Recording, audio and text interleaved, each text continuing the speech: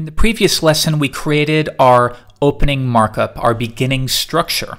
Now, in this lesson, we're going to take that a little bit further and we're going to start taking a look at some of the various elements that are available, beginning with headings.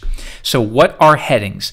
That is the text that appears in bold and is usually a little bit larger. Now, if you use Gmail or a WYSIWYG editor, that stands for what you see is what you get. And it's a style of editor where you don't have to write the HTML, you simply press the bold button and it'll automatically generate that structure for you. We're not going to use those though. It's better to always create the markup ourselves. So let's begin with heading 1. So headings are classified 1 through 6, H1, H2, H3, and so forth. Based upon how important that text is, you'll want to give it a higher value, or a lower value actually. So let's say we have a heading 1 tag. Notice I give it the exact same structure as before. So if we preview this, and you'll note that in Espresso and in some editors, there is a preview option. If there's not, simply drag it into your browser of choice.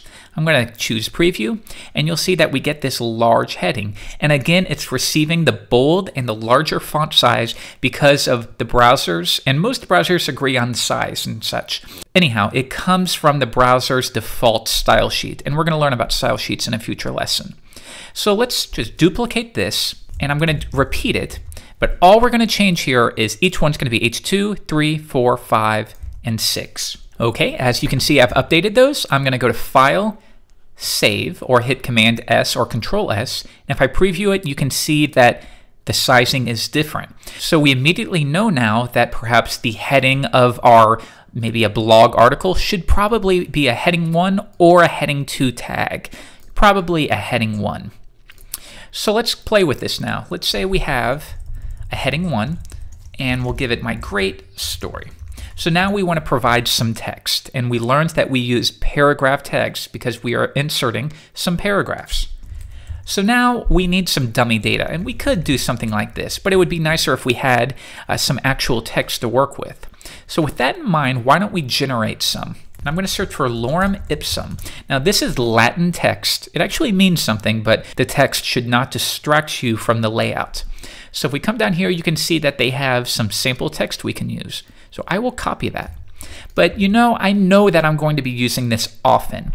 So why don't I either save it to a snippet, and some editors have that, or we can come back to our code management tool that we discussed in a previous lesson, and I'll create it like so. New snippet, lorem, and I'm going to paste that in.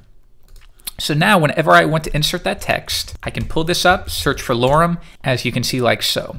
Now I'm not going to be using this Navigator too much, but we'll go over it shortly. So I'm going to go into View, Hide Navigator so we have a little more real estate. Now again, notice some conventions here. One, the paragraph within it, the text is indented. Now the heading 1, why isn't it indented like this? And the answer is only for space. If you wanted to do it like this, you're perfectly free to.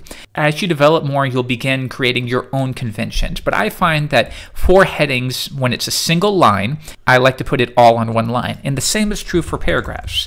So if I were to write this is a single line, I would keep this all on its own line. But as soon as it wraps to multiple lines, I like to wrap it. So figure out what you prefer the most. So we'll save that, and now if I click preview, we have our very first blog article. And again, if I want more paragraphs, I can copy that, paste it in, and now we have 2 paragraphs. Now again, if you're wondering why can't I just get rid of that, watch what happens when I get rid of these p tags.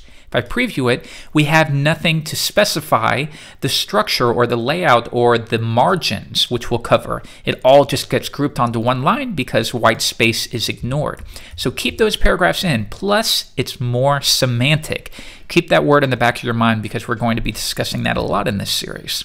So now we have our first great article. In the next lesson, we're going to begin styling it.